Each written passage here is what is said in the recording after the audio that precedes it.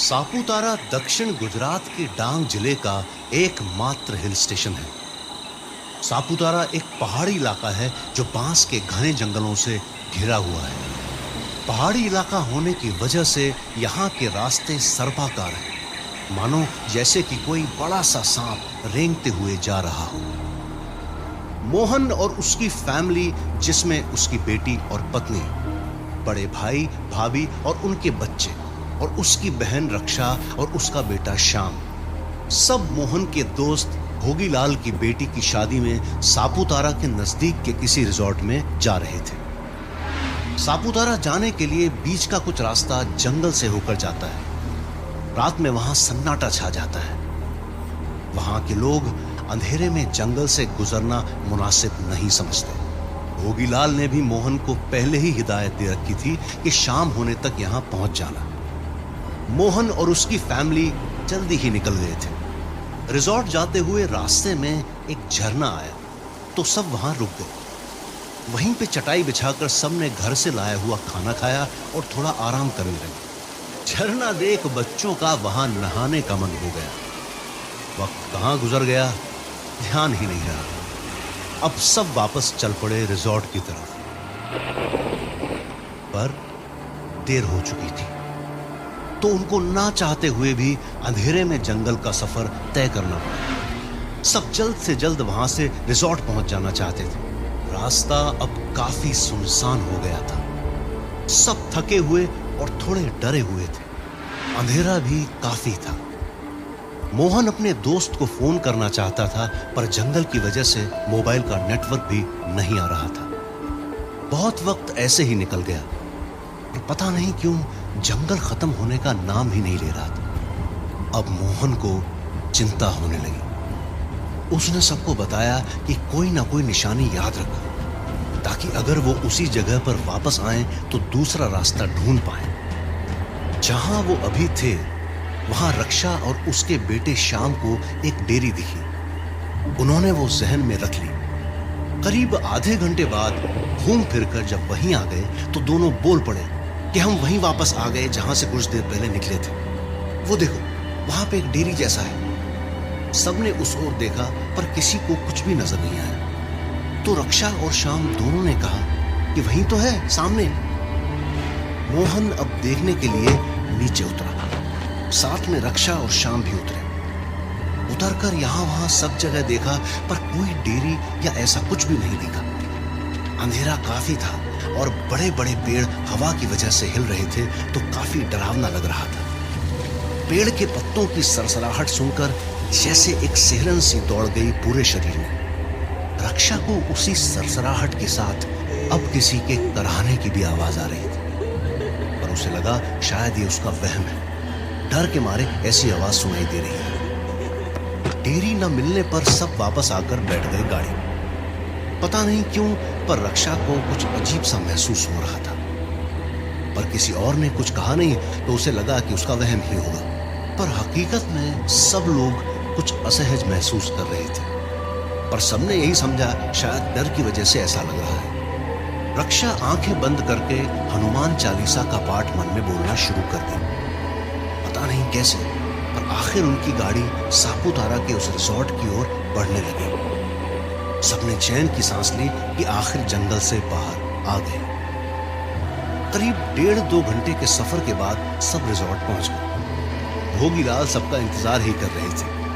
मोहन को देखते ही उन्होंने मोहन को जोर से गले लगा लिया और सबको वेलकम करते हुए उनके कमरे तक पहुंचाने आए और कहा, आप सब फ्रेश होकर आ जाइए, फिर सब साथ बैठकर नाश्ता करेंगे। चाय पीते पीते भोगीलाल ने मोहन से पूछा, तू तो कल शाम को आने वाला था, सुबह कैसे हो गई? मैंने तुझे फोन भी लगाया पर तेरा फोन लग ही नहीं रहा था। मुझे बहुत चिंता हो रही थी। तब मोहन ने पूरा वाकया बताया कि उनके साथ क्या हुआ। मोहन ने भोगीलाल से पूछा कि आखिर ये माजरा क्या है, इसके पीछे की कहानी क्या है। भोगीलाल ने जो सुना था वो बताते हुए कहा, करीब 10-15 साल पहले की बात है। यहाँ के एक आदिवासी कबीले की लड़की की शादी थी। शादी का मुहूर्त शाम का था। दूल्हे का गांव जंगल की दूसरी ओर था।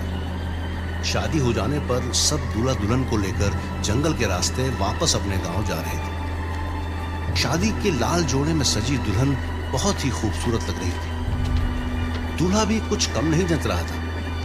वो इतनी खूबसूरत दुल्हन पाकर बहुत खुश था और अपने नसीब पर इतरा रहा था। करीब आधे रास्ते में पहुंच ही गए थे कि एकदम से कुछ लुटेरे आ गए और उन सबको घेर लिया। सबने अपने पास जो भी गहने पैसे थे सब उनको दे दिए और कहा, अब हमारे पास कुछ भी नहीं है, अब तो हमें जाने दो। लुटेरों को जो चाहिए था मिल गया था तो सब कुछ छोड़ दिया, पर जाते जाते दुल्हन को भी अपने साथ उठाकर ले गए। उस रात उस दुल्हन का सब कुछ लुट गया। सारे हसीन सपने एक ही पल में बिखर गए। वो ये सदमा बर्दाश्त नहीं कर पाई और वहीं अपनी जान दे दी। सब कहते हैं कि उसी लड़की की रूह वहां भटकती है। वो रात में गुजरने वालों को गुमराह करती है। भोगीलाल ने कहा, अब सब आराम कर लीजिए, थोड़ी देर में ही सारी विधियां शुरू हो जाएंगी। सब अपने अपने कमरों में चले गए। रक्षा को अब भी कुछ अजीब सा महसूस हो रहा था। अब तो उसे कराहने की आवाज के साथ साथ कभी कभी किसी के पास होने का भी एहसास हो रहा था। वो बिस्तर में लेटी और उसको नींद नहीं आई। शाम तो बिस्तर में पड़ते ही सो गया। अचानक रक्षा को लगा कि कोई उसे पुकार रहा है। वो बिस्तर पे बैठ गई और चारों ओर देखने लगी। कुछ भी तो नहीं था, पर सिसकने की आवाज अब काफी तेज आने लगी थी। उसने अब शाम को जगाया और पूछा कि क्या उसे भी कोई आवाज आ रही है। शाम ने कहा कि शायद कल रात के हादसे की वजह से तुम डर गई हो, सो जाओ, कुछ नहीं है यहाँ पे। लाख कोशिशों के बाद भी जब नींद नहीं आई तो वो उठकर खड़ी हो और तैयार होने लगी।